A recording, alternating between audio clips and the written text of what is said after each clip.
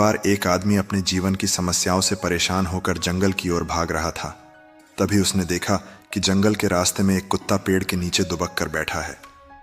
जब वह आदमी उसके नजदीक गया तो उसने देखा कि कुत्ते की आंखों में आंसू थे और वह बहुत डरा हुआ लग रहा था। आदमी ने उसको थोड़ा सहलाया और उससे पूछा कि तुम इतने डरे हुए क्यों हो? क्या तुम्हें कोई परेशानी है? पहले तो कुत्ता उससे डरकर पेड़ के पीछे छिप गया। फिर आदमी ने उसे थोड़ा भोजन देते हुए कहा, मैं तुम्हें नुकसान पहुंचाने नहीं आया हूं, मेरे पास आओ। कुत्ता धीरे धीरे उनके पास आया, तेजी से उनके हाथ से रोटी छीनकर खाने लगा। उसे खाते देख ऐसा लग रहा था कि वह बहुत दिन से भूखा है। फिर उस आदमी ने उससे परेशान होने का कारण पूछा। कुत्ते ने बोला, मैं आपकी तरह मनुष्य नहीं हूं, मैं पराधीन जीव हूं। मनुष्य का जन्म होता है तो खुशी मनाई जाती है, नाच गाना होता है, उसे मखमल की चादर में सुलाया जाता है। जब मेरा जन्म हुआ था उस समय मेरे आंख कान बंद थे। मुझे नहीं पता, लेकिन शायद मेरे जन्म पर भी किसी ने खुशी मनाई होगी। हाँ, लेकिन इतना पता है कि जब मैं इस दुनिया में आया तब जिस चादर पर मैं सोया हुआ था वह मखमल की भांति नरम थी और मुझे सर्दी बिल्कुल भी नहीं लग रही थी। मैं सोच रहा था कि किसी बड़े घर में पैदा हुआ हूं, लेकिन जब आंख खुली तब मैंने देखा कि वह मेरी मां थी, जो मेरे साथ 3 और भाई बहनों को अपनी छाती से चिपका कर बैठी हुई है।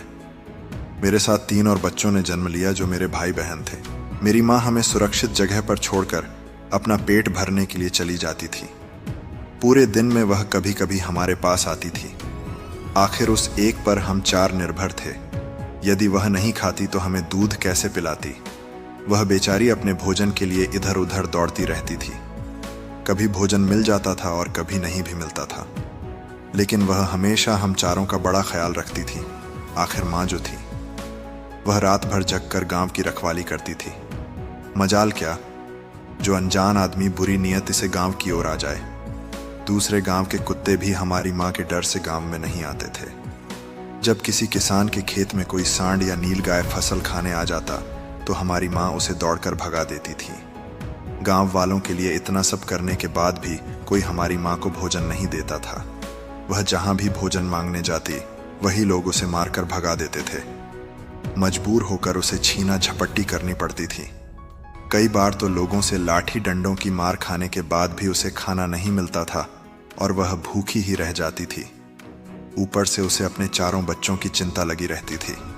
आखिर हम भी तो जीव हैं, भूख तो हमें भी लगती है। एक बार की बात है जब माँ बहुत भूखी थी।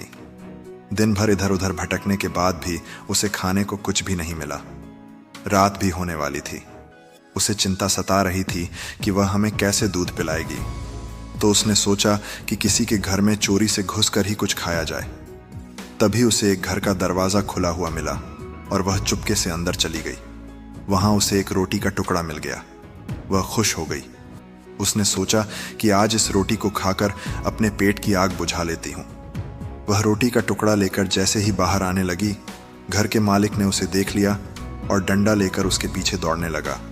वह घर से बाहर निकल पाती उससे पहले ही उस आदमी ने अपने घर का दरवाजा बंद कर दिया और उसे घर के अंदर ही डंडे से पीट पीट कर उसका बुरा हाल कर दिया।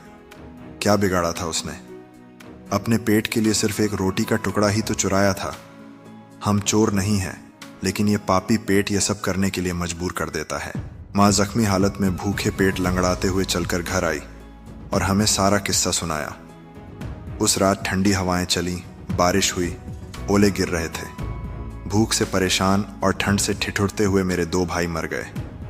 उस रात मेरी माँ बहुत रोई, लेकिन मनुष्य हमारी पीड़ा क्या समझेगा। उसका बच्चा थोड़ी मरा था। अब हम सिर्फ 2 भाई रह गए थे। हमारी माँ हम दोनों की अच्छे से देखभाल करने लगी थी। एक बार उस गांव में एक सेठ के घर पर दावत चल रही थी। अच्छे अच्छे पकवान बन रहे थे। काफी मेहमान आए हुए थे। मेरी माँ कुछ खाने की तलाश में बार बार उधर जाती, लेकिन लोग उसे दुत्कार कर भगा देते। किसी को उस पर इतना तरस भी नहीं आया कि उस बेचारी को कुछ खाने को दे दे। थोड़ा कुछ दे देने से उनका क्या बिगड़ जाता। मेरी माँ वहीं खड़ी देखती रही। उधर सेठ के आंगन में दावत खाने का सिलसिला चालू हुआ। सभी को भोजन परोसा गया। परोसते समय कुछ खाना नीचे गिर गया। तभी मेरी माँ की नज़र उस पर गई और वह मौका पाते ही खाने के लिए दौड़ी। तभी सेठ ने उसे देख लिया और उसकी तरफ डंडा लेकर दौड़ा। माँ बहुत डर गई और इधर उधर भागने लगी और भागते हुए वह वहां रखे भोजन के ऊपर से छलांग लगाकर घर से बाहर निकल गई और छुप गई। जो लोग भोजन कर रहे थे वह सब उठकर खड़े हो गए। उन्होंने भोजन करना छोड़ दिया और कहने लगे कि कुत्ते की लार जाने के कारण भोजन भ्रष्ट हो गया है। सभी लोग एक दूसरे से विचार कर रहे थे कि अब क्या किया जाए। यह भोजन तो पूरा खराब हो गया है। सेठ फूट फूट कर रोने लगा। कुछ लोग ऐसे भी थे जो कह रहे थे कि भाई कुत्तियां के लांघने से भोजन खराब कैसे हो गया, उसने खाने में मुंह थोड़ी डाला है, सिर्फ ऊपर से निकल कर ही तो गई है। लेकिन उनमें कुछ लोग बड़े घरों से ताल्लुक रखते थे, उन्होंने एक भी नहीं चलने दी। कह रहे थे कि भोजन तो भ्रष्ट हो गया, यह हमारे खाने के लायक नहीं है। आखिरकार उन्हीं की बात मानी गई और सारा भोजन गरीबों में बांट दिया गया। उस दिन तो मेरी माँ को खूब पेट भर के खाना मिला। ऐसा सुख उसने जीवन में कभी नहीं पाया था, लेकिन वह सुख उसके लिए बड़ी मुसीबत बन गया। जब वह भोजन करके बाहर आराम से सो रही थी, तभी सेठ डंडा लेकर वहां पहुंचा। उसे बुरी तरह पीटने लगा। उसे वहां से भागने का कोई अवसर नहीं मिल पाया। डंडे की चोट से वह बुरी तरह चिल्लाने लगी। मां का वो हाल देखकर पत्थर भी पिघल जाता, पर उस सेठ को उस पर जरा भी रहम नहीं आया। वह उसे कठोरतापूर्वक पीटता रहा। मां का वह दृश्य पूरे गांव में सुनाई दे रहा था। तब कुछ लोग आए और उसे समझाकर बोले, भाई जाने दो इसे, भूख में तो आदमी की भी बुद्धि भ्रष्ट हो जाती है। यह तो एक पशु है, उसे अच्छे बुरे का क्या ज्ञान, उसे मारकर आपको क्या ही मिलेगा, जो होना था सो हो गया। लोगों के समझाने के बाद उसने हमारी माँ को पीटना बंद किया। माँ लंगड़ाते हुए जख्मी हालत में आई और सारी कहानी हम दोनों भाइयों को सुनाई।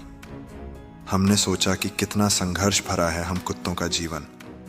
आदमी एक रोटी के टुकड़े के बदले इतना पीटता है। धिक्कार है ऐसे लोगों पर जो हमारी पीड़ा को नहीं समझते।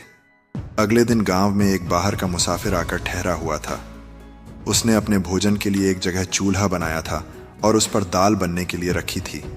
उसके बाद आटा गूंथ कर रख दिया था।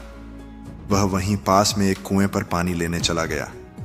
उधर कहीं से मेरी माँ भी घूमती हुई वहां पहुंच गई। उसने आटा रखा देखा तो सोचा कि शायद इस आटे का कोई मालिक नहीं है। यही सोचकर वह उस आटे को खाने लगी। जैसे ही वह आया, उसने देखा कि उसका आटा कुत्तियां ने खा लिया है तो वह बड़ा दुखी हुआ। वह बेचारा माथे पर हाथ धरकर रोने लगा, क्योंकि वह भी 2-3 दिनों से भूखा और थका हारा था। कुछ लोगों ने उसे देखा और कहा, अरे भाई, इसने तुम्हारा भी आटा बिगाड़ दिया। कल तो इसने सेठ जी के दावत की रसोई ही बिगाड़ कर रख दी। मुसाफिर दुखी हुआ। उसने आव देखा ना ताव, लाठी लेकर मेरी माँ के ऊपर टूट पड़ा। माँ उस आटे को ठीक से खा भी नहीं पाई थी, पर उससे ज्यादा कि उस पर लाठी बरसा दी गई। उसने माँ को इतना मारा कि वह ठीक से चल भी नहीं पा रही थी। जैसे तैसे जब वह चलकर हमारे पास आने के लिए सड़क क्रॉस कर रही थी, तभी एक बस वाले ने आकर उस पर अपनी बस चढ़ा दी। माँ जख्मी हालत में सड़क पर पड़ी चिल्ला रही थी। आदमी इतना खुदगर्ज होता है कि किसी ने आकर मेरी माँ की सहायता भी नहीं की। जैसे ही मैंने उनकी चिल्लाने की आवाज़ सुनी, मैं दौड़कर अपनी माँ के पास गया। उन्होंने मुझे सब कुछ बताया और थोड़ी देर में अपना दम तोड़ दिया। उधर कुछ शिकारी कुत्ते मेरे भाई को अकेला पाकर उस पर टूट पड़े और उसे नोच नोच कर खा गए। मैं पूरी तरह से टूट गया और अकेला पड़ गया। आदमी इतना खुदगर्ज क्यों होता है? हम उसके इतने काम आते हैं और फिर भी वह हमें नहीं समझता। कहीं ना कहीं इसमें हमारी भी तो कमी है कि हम इन मतलबी इंसानों के अधीन ही रहना चाहते हैं, जो हमें कष्ट देते हैं। जो हमें प्यार से खिलाता है, हम उसके कितने काम आते हैं। हम उसके घर की रखवाली भी करते हैं। यह सब सुनकर उस आदमी की आंखों से आंसू बहने लगे। उसने कुत्ते को सहलाया और फिर कुत्ते के साथ जंगल की ओर चला गया। दोस्तों, यदि वीडियो पसंद आई हो तो अपने सभी दोस्तों के साथ इसे शेयर कर दीजिए। जल्द ही आपसे मिलते हैं अगली वीडियो में। धन्यवाद। जय श्री कृष्णा।